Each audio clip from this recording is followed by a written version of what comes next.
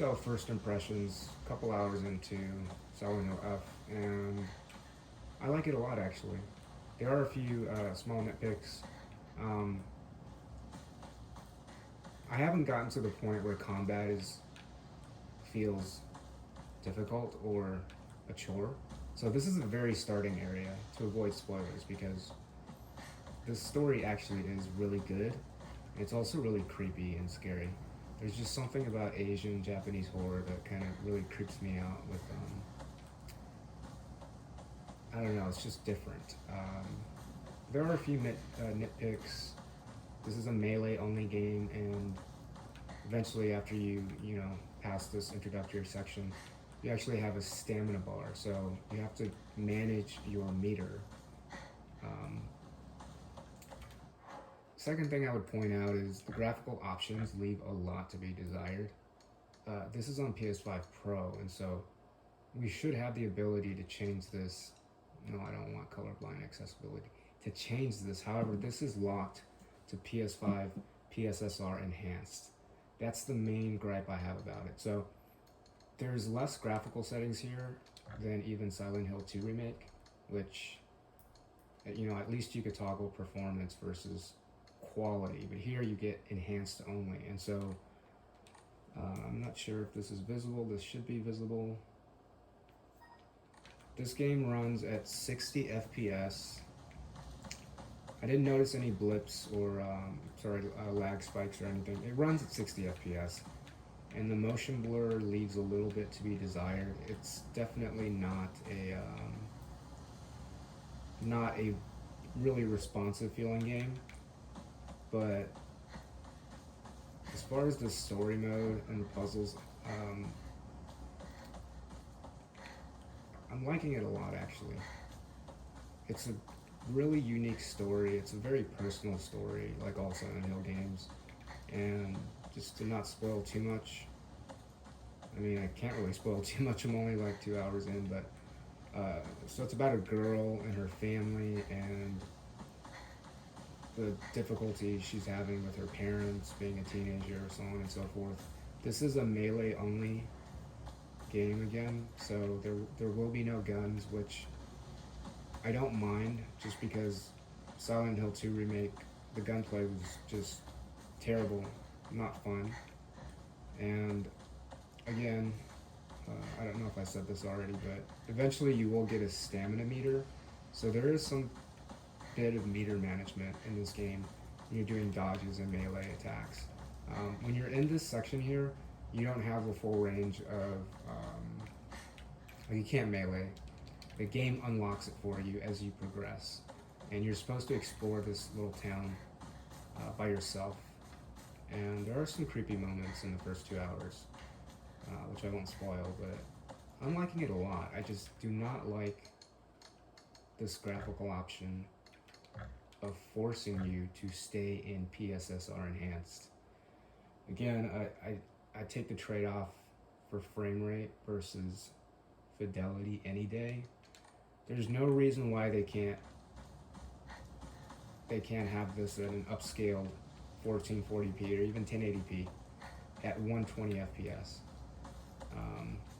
The motion blur is, again, it's average, leaves a bit to be desired. It's definitely not perfect. So it feels like a 60 FPS game. With the motion blur, it feels anywhere between 80 and 90, but it's actually at 60, as you can see. So I am going to finish this. I don't know if I'm going to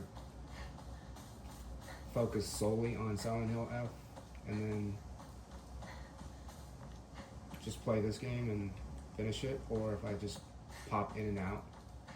I might just pop in and out because lately I've been a bit busy, but based on my first 2 hours approximately, I would definitely recommend that you try Silent Hill F. If you are a horror fan, if you like the Silent Hill franchise, if you don't mind, the main point is this is set in a Japanese village, right? So it's not set in the town of Silent Hill, but it's a mainline Silent Hill entry. So if you don't mind that, I would definitely try this out. If you're on PC, you can try it out for I think a couple hours and get a refund if you don't like it. If you're on PS5, then it's $70, and I just got the base game. I didn't get the bundle, but I think I'm getting my money's worth so far. It's really interesting, and the story is really good, and I have it with dialogue on Japanese and subtitles on English.